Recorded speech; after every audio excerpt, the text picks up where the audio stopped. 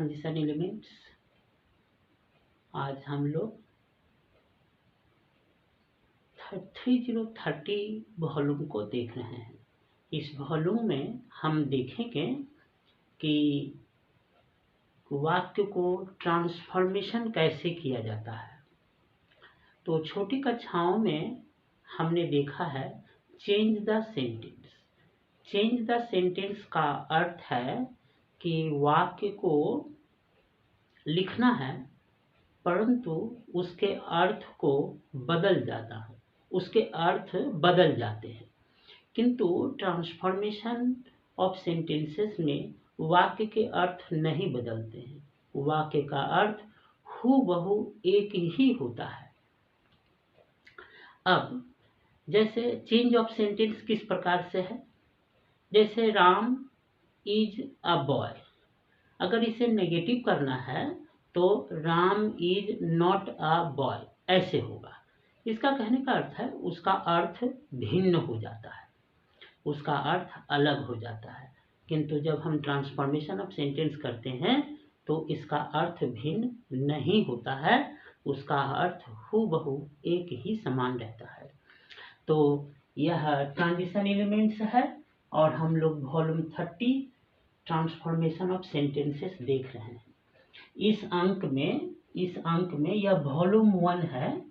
यह transition elements का, ये ट्रांसफॉर्मेशन ऑफ सेंटेंसेस का पार्ट 1 है, ये पार्ट 1 है।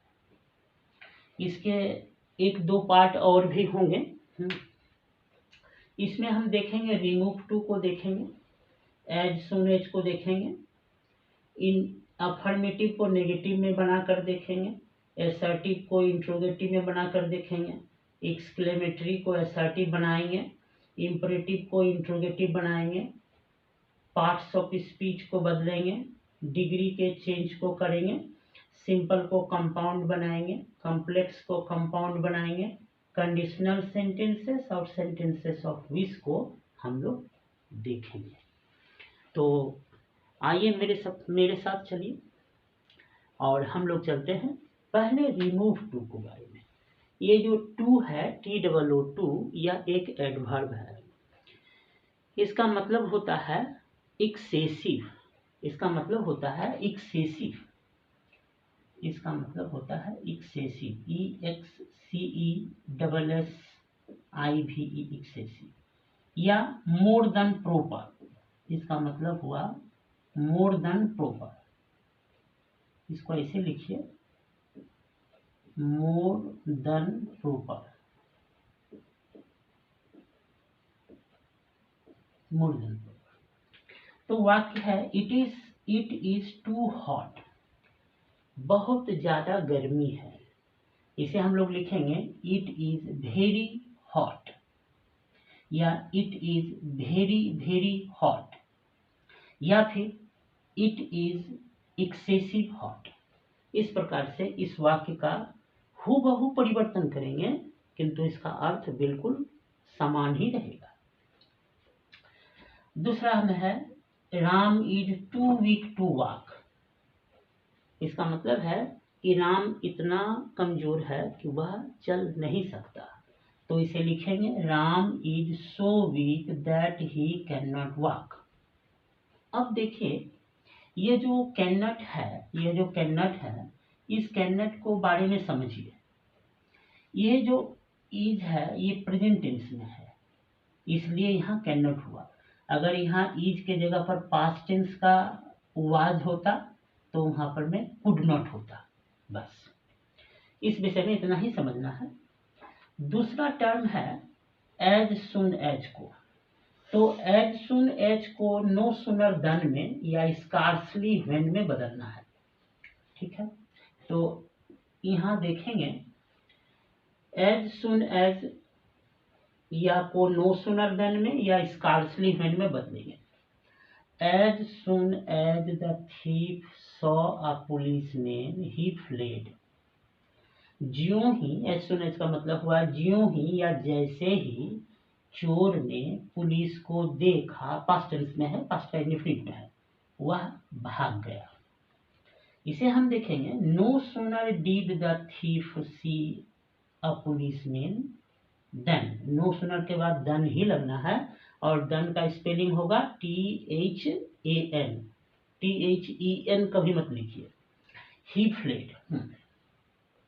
यहाँ पर देखिए कि यह जो नो सूनर के बाद में आपने डीड को लगाया, ये जो डीड को लगाया आप, डीड के बाद हमेशा V1 ही होना है, इसलिए डीड के बाद V1 को हमने लगाया। बाद के वाक्य हूबहू रहेंगे। आपका प्रश्न हो सकता है कि यह जो देन है, देन एक कंजंक्शन हुआ, देन एक कंजंक्शन है, क्योंकि यह ही फ्लेड को और no sooner did the thief see a policeman को जोड़ रहा है। तो यह जो देन है, इस देन के पहले क्या कॉमा लगा सकते हैं? तो मैंने अगर आवश्यक नहीं हो तो लगाने की जरूरत नहीं है, यहाँ आवश्यक ही नहीं है, इसलिए लगाने की कोई जरूरत नहीं है। इस नो सूनर का स्ट्रक्चर में अगर डीड के जगह पर आप अगर हेड लिखते हैं तो सी जहाँ है, सी के जगह पर में आपको सीन लिखना चाहिए, और हूबहू स्ट्रक्चर है, कोई परिवर्तन नहीं है। हम देखते हैं स्कार्सली को देखेंगे। तो as soon as the thief saw policeman he fled जो है, ये अफर्मेटिव है, ये अफर्मेटिव है। अफर्मेटिव कहने का मतलब है यह स्वीकारात्मक वाक्य है। जैसे ही आप नो सूनर बनाते हैं ये नेगेटिव होता है, ये नेगेटिव है, इसका नेगेटिव अर्थ है। और स्कार्सली जो है यह भी नेगेटिव अर्थ देता है। सिर्फ वाक्य में सिर्फ ऐसी बात नहीं है कि सिर्फ नो या नॉट रहने से ही वह नेगेटिव होता है, बल्कि कुछ शब्द ऐसे हैं, कुछ एडवर्ब ऐसे हैं जो वाक्य के अर्थ को नेगेटिव बनाते हैं। तो स्कार्सली और हार्डली भी वाक्य को नेगेटिव का अर्थ देता है। इसलिए scarcely had the thief seen a policeman when he fled. तो स्कार्सली के बाद में स्कार्सली का जो स्ट्रक्चर है उसमें व्हेन लगाना आवश्यक है। स्कार्सली के जगह पर अगर हार्डली लगाते हैं तो hardly had the thief seen a policeman when he fled, हूबहू एक ही अर्थ में है। कुछ पुस्तकों में मेरी बात को ध्यान से सुनिए, कुछ पुस्तकों में स्कार्सली और हार्डली के बाद दन का इस्तेमाल हुआ है, और जो कि बिल्कुल गलत है, बिल्कुल गलत है, ठीक है, उसका परसेप्शन गलत है।